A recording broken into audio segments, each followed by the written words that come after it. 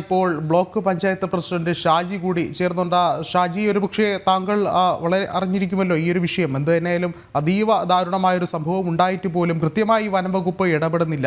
അതിലേറെ വേദനാജനകമായ കാര്യം, ഈ കൊല്ലപ്പെട്ട സോഫിയ ഇത്തരത്തിൽ കാട്ടാനയുടെ ആക്രമണത്തിന്റെ ഭീതി പങ്കുവെക്കുന്ന ദൃശ്യങ്ങൾ പുറത്തു വന്നിട്ടുണ്ട്. ഒരുപക്ഷെ നേരത്തെയും ഇത്തരത്തിലുള്ള ഭീതി തുറന്നു പറഞ്ഞിട്ടും എന്തുകൊണ്ട് വനംവകുപ്പ് കൃത്യമായൊരു നടപടി എടുത്തില്ല എന്നുള്ളൊരു ചോദ്യമാണ് ഇവിടെ ഉയരുന്നത്.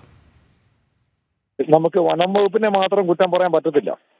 കുറ്റം പറയുവാണെങ്കിൽ ആദ്യമേ കുറ്റം പറയേണ്ടത് ടിആറിന്റെ എസ്റ്റേറ്റുകാരനെയാണ്.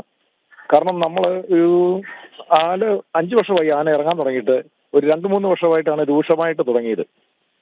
ഇപ്പോൾ ഇന്ന് സോഫിയ മരിച്ച് ഇന്നലെ രാവിലെ ആന അവിടെ ഉണ്ടായിട്ട് ഫോറസ്റ്റുകാർ വന്ന് ഓടിച്ചു വിട്ടതാണ്.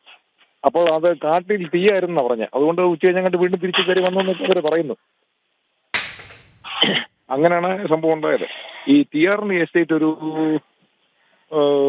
100 ഏക്കറിന് മേളിൽ ആ ഒരു ഭാഗത്ത് മാത്രം കാട് പിടിച്ച് കിടക്കുക. അവർ റബ്ബർ വെട്ടിയിട്ട് റീപ്ലാന്റ് ചെയ്തിട്ടില്ല.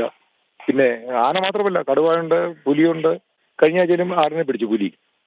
അപ്പോൾ ജനങ്ങൾക്ക് ജീവിക്കാൻ പറ്റാത്ത ഒരു അവസ്ഥയിലേക്കാണ് ഇപ്പം നീങ്ങുന്നത്. അതിന് ശക്തമായ പ്രതിഷേധം ഞങ്ങൾ 2-3 പ്രാവശ്യം പ്രതിഷേധം ധർണയും പിന്നെ ഫോറസ്റ്റ് സ്റ്റേഷൻ ധർണയും നാട്ടുകാരും ജനപ്രതിനിധികളും എല്ലാം കൂടി ചേർന്ന് കക്ഷി രാഷ്ട്രീയ ഭേദമന്യേ ചെയ്തതാണ്. അപ്പോൾ ഓരോ ഓഫർ പറയും, അവർ അടുത്ത ആഴ്ച ചെയ്തേക്കാം. ഇപ്പം ആടുസോമൻ എം എൽ എയുടെ ഫണ്ടിൽ നിന്ന് ഒരു 7 കോടി രൂപ അനുവദിച്ചിട്ടുണ്ട്. അതിന്റെ പണി നടക്കുന്നുണ്ട്. പക്ഷെ അതുകൊണ്ടൊന്നും ഇത് ശാശ്വതമാകുകയില്ല. വളരെയധികം നന്ദി ഷാജി പ്രതികരിച്ചതിന്.